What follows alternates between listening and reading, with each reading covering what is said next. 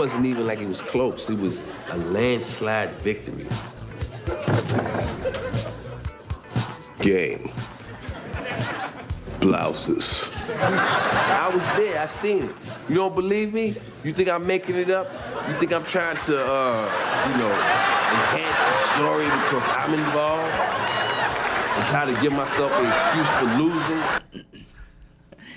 Welcome inside the RX Muscle Studios for this episode of Ask Dave, and of course the clip you just saw there from the Chappelle Show, in which Dave Chappelle is playing Prince, and of course today on April 21st, 2016, a sad day, not just in the music world, but the world of entertainment, and really to so many music lovers, as Prince passes away today at the age of 57. There were reports that he had complications from a flu that had been lingering for quite some time. Last week, his private jet made an emergency landing because he had a medical situation. But nonetheless, it is a big loss as we now bring in Dave Palumbo as Prince, such a long time generational entertainer, leaves us today at the age of 57. I actually saw Prince in concert, and I'm not a concert goer, but I did see him in concert at Nassau Coliseum, the old Nassau Coliseum that's no longer open, and it was a good performance. But on a much more happy note, I'd like to wish my beautiful wife Amanda a happy birthday today, and so this is in the throes of I guess you could say desperation and sadness. We have a lot of happiness as well. So it's Amanda's birthday, and I want to wish her a happy birthday. And of course, my young son, Logan, who's only 3 months old, he got his first toy, Sid, or real toy. You know, it's called a jumper. They sit in this thing, and he can't walk yet, but he can jump around in there, and he has like all kinds of fish. You know, I'm into fish, so we got all these different fish that are around him. He can they make noises and they rattle and stuff like that, and he's having a ball with it. So, like I said, there might be some sadness today, but there's a lot of happiness today as well. So I'm going to look at the happy side of things today. So once again, happy birthday to Amanda. And yes, Logan is right now in the office playing on his jumper and having the time of his life. 30-minute question and answer show with Dave Palumbo here on RxMuscle.com, brought to you by Species Nutrition. Visit speciesnutrition.com. A reminder, our brand new show, Iron Rage, now available on RxMuscle.com and our YouTube page. If you're watching us live on our YouTube channel for the first time, subscribe to our channel, hitting the button below. You're not going to miss any of our shows, segments, updates. With the thick of the contest season, this is where you want to be. Sign up at rxmuscle.com for the Muscle Central Forum. That is where we have all our banter, all our analysis, and of course, you'll have full access to all our contest galleries. Today, we are going to start on our Instagram page. We got some complaints from some of our users telling us that we're not showing them love. We're not going to their questions early enough, and you know what? Today we wanted to show them some love. They've been great to us throughout the entire run of the show, so that is where we are going to start. Our handle again is official_RX Muscle. Let's start with Torin_Davis34. When are you going to invite Louie Marco? It's a two-part question, Dave, so we'll take this one first. When are you going to invite Louie Marco on Iron Debate? Right now, Louie Marco, you're invited on Iron Debate. I would love to have you on. Matter of fact, I think we reached out to him. I mentioned him yesterday on Iron Rage. For those of you who missed it, the premiere episode of Iron Rage, which is a show with John Romano and myself, we pick a topic of whatever is relevant for the day, and we go off and we pretty much rage on it. And we let everyone know what our mind is and what our opinions are, and they're always very strong. And the first topic was the muscular development announcement. They were going to start original TV programming 9 years after I did. So that was, if you want to catch that one, that was the premiere episode. And we had a little special muscle puppets, I guess you could say, cameo in there. So you guys might want to check that out. I know it's getting a million hits, this thing, and a lot. Dan Solomon called me up on the phone this morning. I had just gotten up, and he said he almost crashed his car because he was watching it and laughing so hard. So check it out, Iron Rage. Obviously, if you don't want to miss any of the programming, make sure you subscribe below, because that's probably the most important thing. And as far as Louie Marco, if you're listening, Louie, contact me at huge285@AOL.com or Sid at speciesnutrition.com, and we will definitely book you on the show. So the second part of his question, when you sweat working out, do you burn more calories than when you're not sweating? Yeah, of course. When your body's trying to cool itself, it's going to burn more calories. But it's negligible. Doesn't mean you need to walk around with 14 sweatshirts on when you're training, because the discomfort level can sometimes take away from the workout you get. So I didn't like to be hot. To be honest with you, you burn more calories when you're cold, believe it or not. And Serge Nubret was known for, Chris Aceto told me this story. I don't know if it's true, but I heard it is true, that he would go outside in the freezing cold between sets at the gym to shiver off some of his body fat. And evidently that thermogenic process of trying to generate heat does burn more calories than the process of trying to cool the body does. Next question from Zachariah Rosenthal.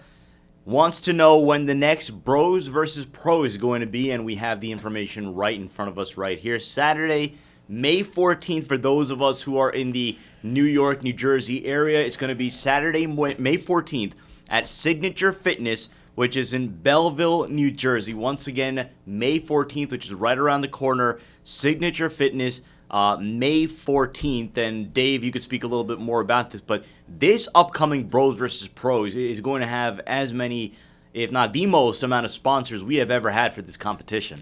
Well, I got to thank Nick Trigilli, because Nick Trigilli did a phenomenal job putting this thing together. Him and the owner of Signature Fitness over there in Jersey, which I heard is an amazing gym. I have not been to it yet, but that's where Nick Trigilli trains, and he's got a lot of buddies there, and there's going to be a lot of pros come down there. They're having parties, they're having food. It's going to be a huge, big celebration, and it's great because it's right centrally located between New York and Pennsylvania, so we'll get a pull from Pennsylvania, we'll get people coming up from Virginia, we'll get people from Jersey, New York, Connecticut. It should be one of the biggest ones we ever do, and I think it's going to be a lot of fun. It's going to be warm, by the time the 14th rolls around. We should be in the 80s, 70, 80s temperature-wise, and I think it's just going to be a great event. I'm really looking forward to it. This is Bros vs. Pros 27. I can't believe we've done 27 of these things already, and we'll be live streaming that, so anyone out there who can't make it, you can watch it live at rxmuscle.com. We go to I'm Chris James Bitch. All right. What are your thoughts on carb backloading and or carb night? I know you guys have heard me say this before. I'm not into gimmicky type of things, to be honest with you. The theory behind carb backloading is that you don't eat carbs till after you train. Because after you train, you produce something known as GLUT4 receptors. GLUT4 receptors are initiated by working out, and they're receptors for glucose that enable glucose to pass into the muscle cell without the need for insulin. So obviously less insulin means less likely you can store calories as fat. But I don't buy into that. I believe that, that usually most people's bodies have a set carb requirement that they have for the day, meaning that if you're in an off-season scenario, you're trying to put muscle on, you have carbs are just a fuel source. So let's say I need 300 grams of carbs so that I won't gain a pound or I won't lose a pound. In other words, just enough to fuel my workouts and fuel my activities during the day. Once you figure out that carb amount, and that's through trial and error, everyone's different, then I believe in just spacing out the carb meals throughout the day. A lot of times I don't eat, and maybe the last meal before bed, I don't eat carbs to help with the natural growth hormone release. But I like to spread them out. I don't like this, eating 100, 200 grams, after 6 o'clock at night, because that's when I work out. I don't buy it. Does it work? Yeah. Well, if you control carb intake, of course it's going to work. But if you go eat unlimited amounts of carbs after you train, you're going to get fat. Trust me. Let's go to Art Attack 80. Hey, Dave, what do you think about the company Wellness Fitness Nutrition and how they say they are FDA compliant? Is that possible? I don't really know that much about it, to be honest with you. I don't like to speak to points that I don't know about. I can look it up and get back to you guys at a later date. So I really don't know. You know what? There is no such thing as FDA compliance other than the fact that, you get a lawyer and the lawyer tells you what's compliant on your label. That's what I do. That's what real companies do. They go to their lawyers and they say, I go to Rick Collins and I say, Rick, tell me what I can say on here. Tell me what I can't say. Once he does that and I make the labels, that's FDA compliant. So you don't have to, there's no accreditation that makes you FDA compliant. They're not coming down and inspecting, your facility. Assuming you're buying from a GMP compliant manufacturer, you're going to be your FDA compliant already. Now, I know people that might say they're FDA compliant and they may put whatever the freak they want in their product and you don't even know it. So the best way to do it is do what I do. Have a third party that has no relation to you test your products, Put full transparency on the label, no proprietary formulas, use supplement fact panels, not nutrition fact panels, and then come talk to me and tell me how good your product line is, because then you're not hiding anything. That's what we do at Species Nutrition. You're watching Ask Dave on RxMuscle.com. 30-minute question and answer show. All your questions on diet, training, supplementation, IFBB pros, competitions, anything and everything is on the table right now. We're asking questions from our Instagram page, official_RxMuscle. Let's go to Bodybuilder 13. Hey Dave, hate this show just about as much as you hated my last pre-workout insulin question. This will be my last one, I swear. What is your take on using Lantus over Humalog when adding size is the main concern? Well, I think it's important to differentiate between a Lantus insulin and a Humalog insulin. Humalog insulin is a very fast-acting insulin. This is something that you would take post, eating. And I like to put insulins in perspective with how diabetics would use them. If you have no insulin in your body whatsoever, if you took Humalog after each meal, you would think, okay, well, that should control your blood sugar. But it doesn't. Why doesn't it? Because the liver is constantly producing glucose from amino acids, a process known as gluconeogenesis. That's why if a type 1 diabetic only takes fast-acting insulins, they'll find when they wake up in the morning that their blood sugars are high, because over the course of the sleeping, 6-8 hours, the body's cranking out glucose, even though they're not eating any, from the conversion of amino acids into glucose in the liver. So they must take what's called a long-acting or a basal insulin. That's what Lantus is. Lantus is a long-acting insulin that kind of trickles. It's a constant little bit of a trickle of insulin, and it's supposed to last 24 hours. It really doesn't. So most diabetics find they need to take it, twice a day, every 12 hours. And what that does is it keeps the blood sugar low, and it allows to have some insulin in the bloodstream so that when the liver is producing this glucose from amino acids, that the body can absorb those. So a type, 1 diabetic would take a Lantus or long-acting basal insulin, and they would take a short-acting insulin. Now, some diabetics, I know a lot of them, will combine a short and a somewhat short-acting. They'll combine Humalog and Humulin R together at each meal. So they'll figure out the carbs they're eating, they'll take that, and then, of course, the Lantus is on board. For a bodybuilder who doesn't have a problem with their pancreas producing insulin, and they're not diabetics, there's no reason to take a long-acting insulin, because your natural insulin will take care of whatever sugar is being produced from the liver via gluconeogenesis.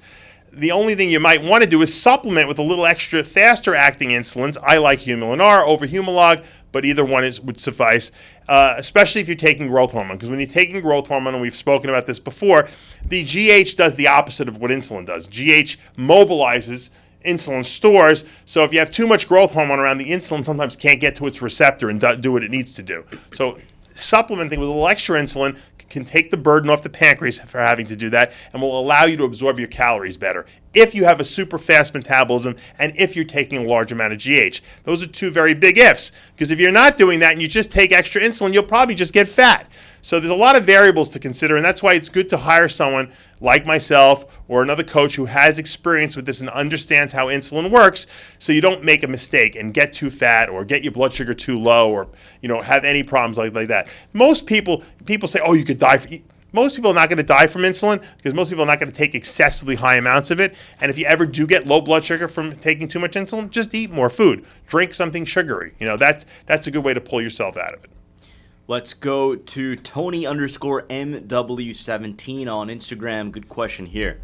Dave, I hate this show so much I'd rather get into a fight with Phil Heath in his Instagram comment section going into the Arnold. There was a lot of talk that I observed that Arnold's strong opinions may have a strong presence at a show that has his name on it, but one that he is not judging. In an interview with Jose, I'm guessing he meant Jose Raymond, conducted by RX Muscle, Jose mentioned some judges possibly having Arnold's sentiments in the back of their heads during the scoring process, and he isn't alone in that thought process. Jose was clearly the most complete guy on stage, whereas Hide was more aesthetically pleasing and streamlined.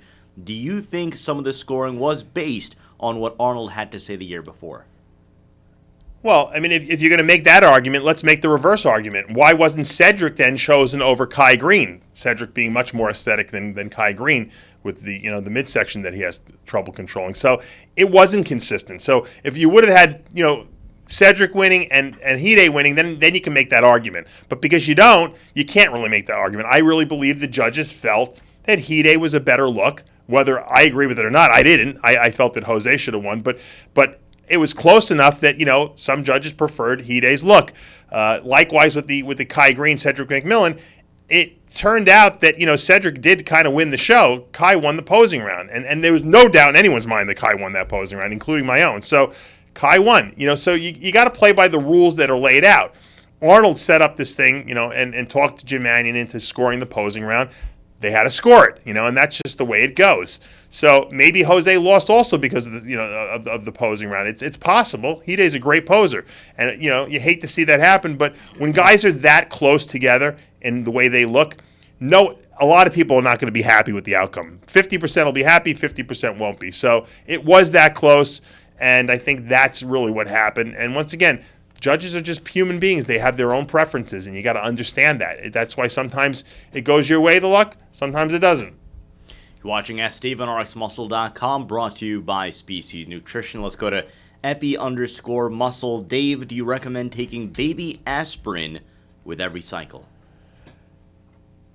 Personally, I don't think that's necessary, and I'll tell you why. And I'm going to give you some personal experience.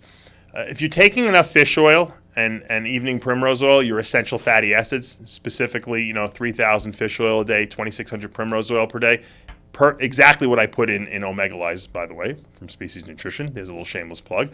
And you're taking enough vitamin E, okay, you're going to have a lot of anti-clotting factors or natural anti-clotting factors in your bloodstream already. Matter of fact, I'm always a big bleeder when I go for surgeries, and we never could figure out why, because my clotting factors are normal, but I have a very high anti-inflammatory diet, meaning I eat a lot of foods that inhibit inflammation, in addition to the fish oil and the primrose oil and the vitamin E I take. So when I go for surgery, and everyone really should do this, you got to stop taking supplements. Now they put me on an aspirin, a regular aspirin, after my quad surgery 4 weeks ago, and after 4 weeks, the doctor said, you can stop taking it.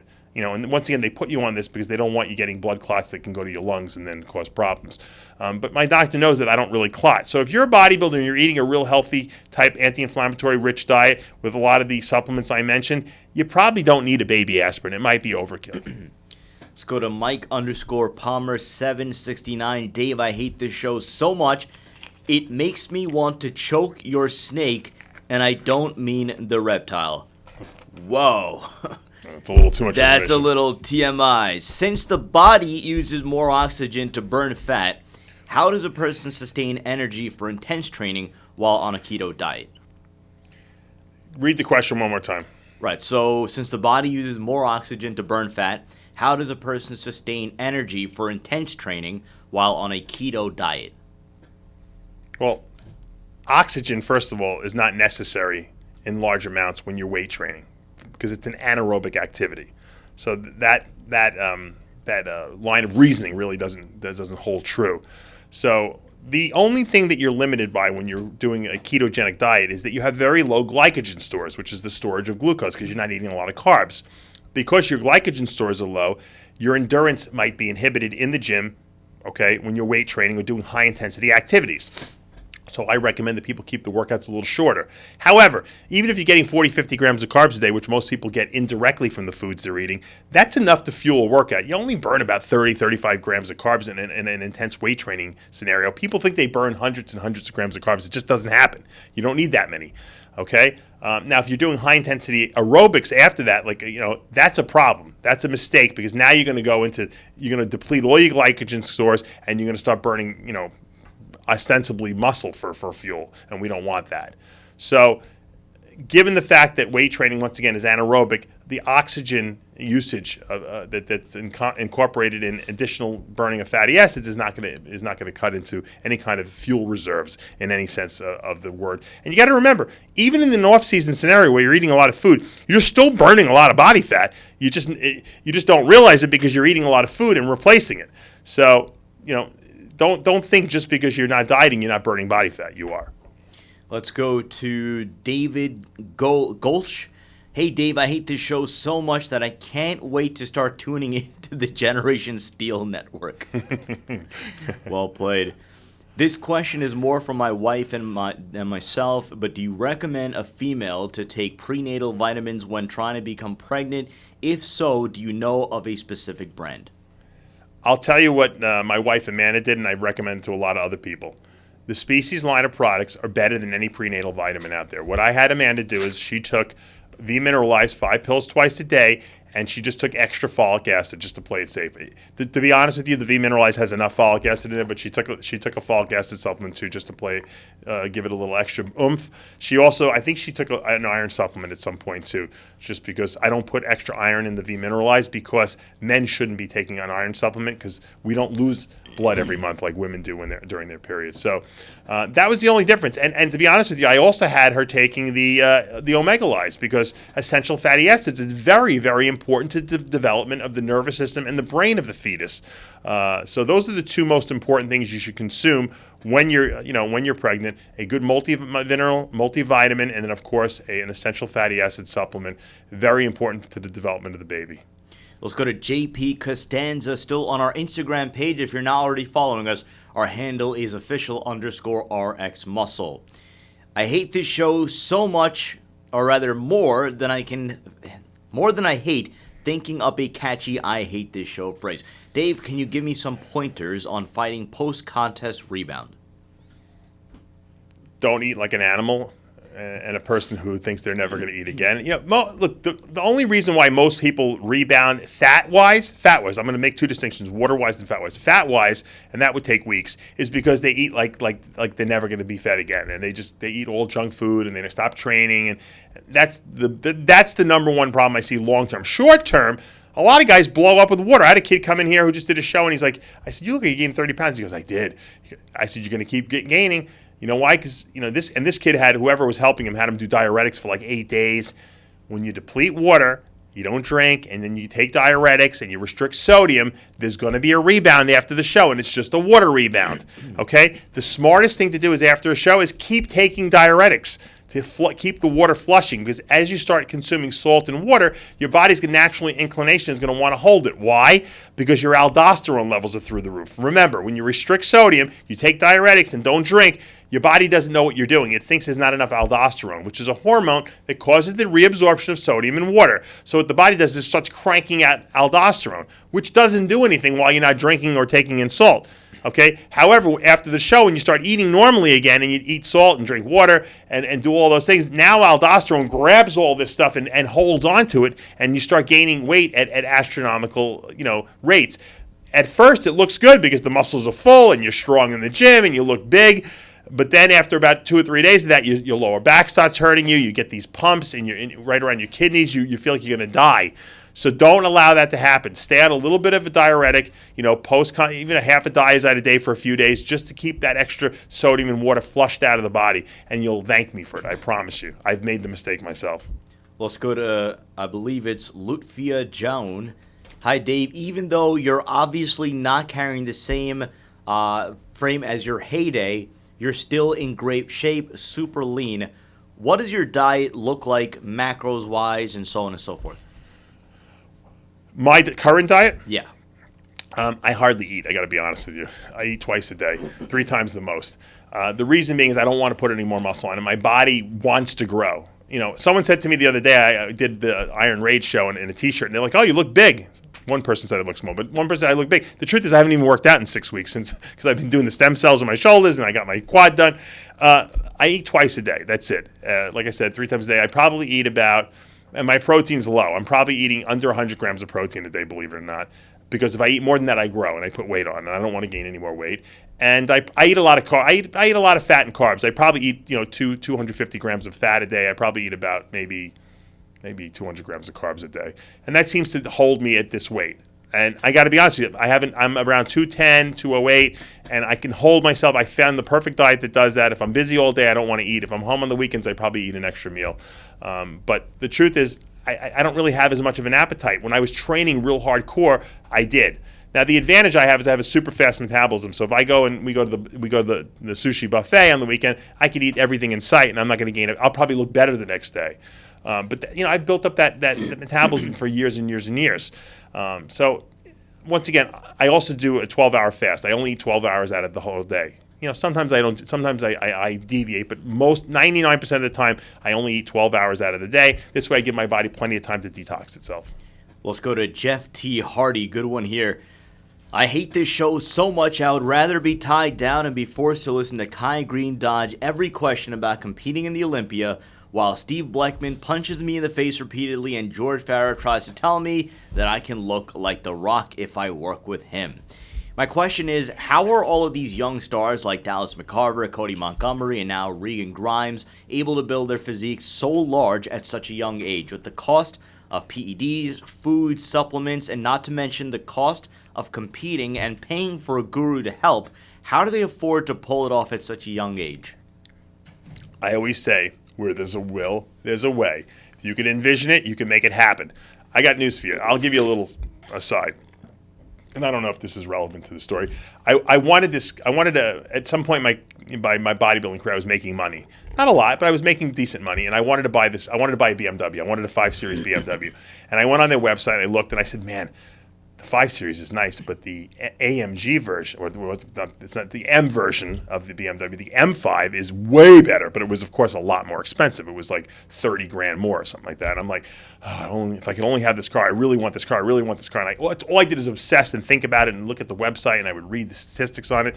And I had gotten into a car accident. I didn't get into a car accident. Someone hit me when I was driving back, and I was getting ready for a show. Long story short, I try to sue the person, to get some money compensation because my car was destroyed. Allstate had this new policy. All of a sudden they weren't settling anymore, and I had to go to court. And I actually won, and I won 50 grand. That I didn't think I was going to get it. After my lawyer took a third, I got $33,000, which is exactly the difference between the car I wanted and the car I couldn't get. And I wound up getting the car, and that's how I got my first BMW M5. And I believe that it's the thought. I wanted that so badly, and I thought about it so much, and I was obsessed about this having this thing, and I saw myself driving it, that I created my own reality. And I believe that as bodybuilders, if you really want something bad enough, if you want to be a pro bad enough, if you want to be that great bodybuilder, and you dedicate yourself and immerse yourself in what you do and your training and your eating, and you dot all your I's and cross all your T's, I believe that you can make things happen that you never knew existed. I created all original TV programming, live TV programming. I didn't know how I was going to do it. I just started out trying to do it, and all the right things fell into place. Johnny Styles came here. I met a person who helped set up the studio. I mean, everything worked its way out. All I did was think about it obsessively, and that's how life works. You get what you think about, whether you want it or not. Unfortunately, most people think about negative things, about not having what they want, not having enough money, not having the house they want, not having the body they want. And you know what? That's what you get, more of what you don't want. Let's go to our YouTube channels. And all right, so we have Drunk Anna Nicole Smith, invite Jason Genova, something about going to a shooting range with Craig Titus. Let's go to David PE24. Dave, what will be the best meal plan for mass this for a hard gainer? Well, people who are hard gainers, have fast metabolisms usually. So what I like to do is I like to really, rather than just give them tons of protein and carbs, which you would think would be the right thing to do, that usually doesn't work because protein and carbs get absorbed very quickly from the body. And people with fast metabolisms a lot of times will malabsorb nutrients if they're eating too much and it's going in too fast. By adding fats, you slow the transit time of the food through the intestinal tract, making it much more easy for your body to absorb all these nutrients. And I found that in my body, I have a very fast metabolism, when I added a lot of fat in, and I'm talking 30, 40 grams a meal, I was able to absorb my food better, I grew better, and I saw better results. Let's go to Peter Gazda. Dave, I've read that you should not train or you should not training or limit training during ketosis because intense training can get you out from ketosis. And then he goes on second question. So let's go to that question first. Well, once again, being in a state of ketosis, just means that your brain is burning fat as a fuel source, ketones, rather than carbs. Why does that happen? Well, it happens because you're restricting carbohydrate intake in the body. When there's not enough carbs there, your brain eventually after 3 days will say, okay, let's screw it. We're not going to burn carbs anymore. Let's switch our metabolism to burning fats. if you train too hard for too long and you don't have any glycogen stores left, your body has to start converting, amino acids into glucose. We mentioned this earlier. There's more of a chance that you could lose some muscle. You're not going to come out of ketosis, okay? Although if your body starts converting enough protein into glucose, you could get some insulin surges. Maybe your brain might say, hey, maybe we shouldn't be in ketosis, but it's more than unlikely. You're not going to come out of ketosis, but you can sacrifice losing muscle. So don't train too long, okay? Because, once again, your glycogen stores are low. And if you do need to train a long time because it takes you a long time to do your workout, maybe split your workouts up, do double sessions.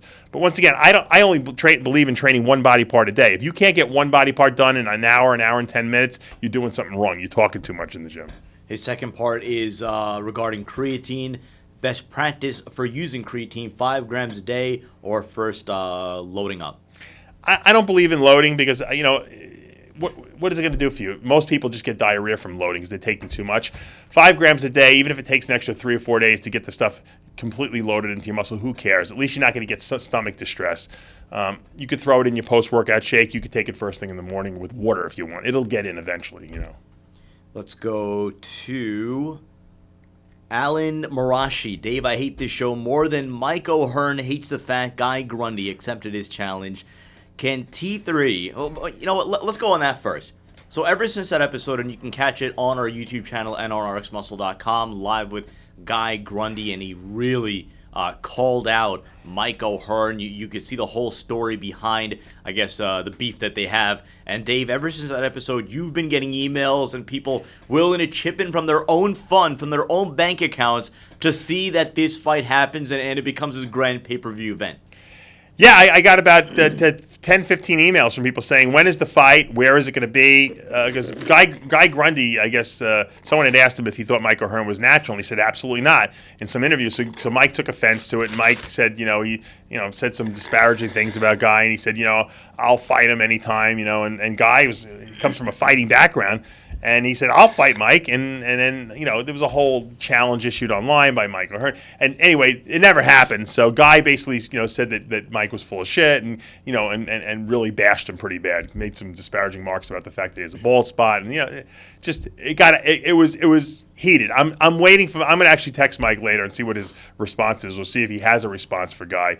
I'd get him on the show if he wants to and talk about it. But, a lot of people love fights. I guess we're just a very aggressive society in general, and people have been telling me, look, if you can make it happen, I'll donate $100 to any charity of Guy or Mike's, whoever wins the fights, almost like the old, celebrity death matches on TV or the celebrity boxing matches. Whoever wins gets to pick whatever charity, and then people will donate money to it. So I don't know if we can make it happen. If Mike wants to fight Guy, I know Guy will fight Mike, and maybe we could make it happen, and we'll put it on there. We'll live stream it right here at RX Muscle.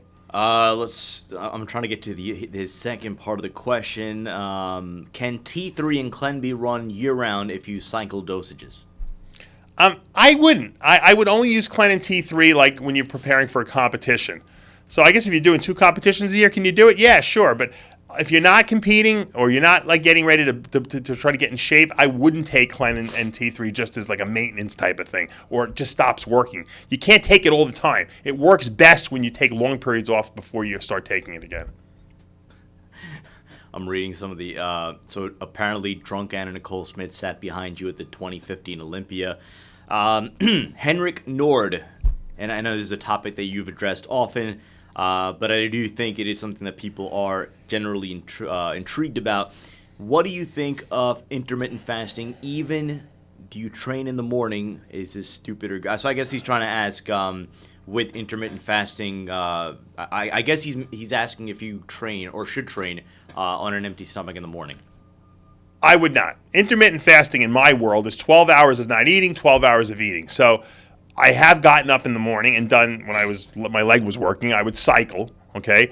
And then I would come back and I would eat. So I would never go to the gym and weight train on an empty stomach. You never do that. Mm-hmm. So, like I said, I would try to, I think my hours were like 11 p.m. I stopped eating, and then I would start eating 11 a.m. So maybe if I got up at 8 in the morning, 8:30, 9, and I went out and cycled at 10 o'clock, and then, by the time I got to work at 11, I would be ready to eat again. And that's pretty much how I arrange it, and then I would go to the gym later that day, in the middle of the day. I don't like to work out on an empty stomach or in a depleted state anyway, because I find I wind up getting crampy or hurting myself.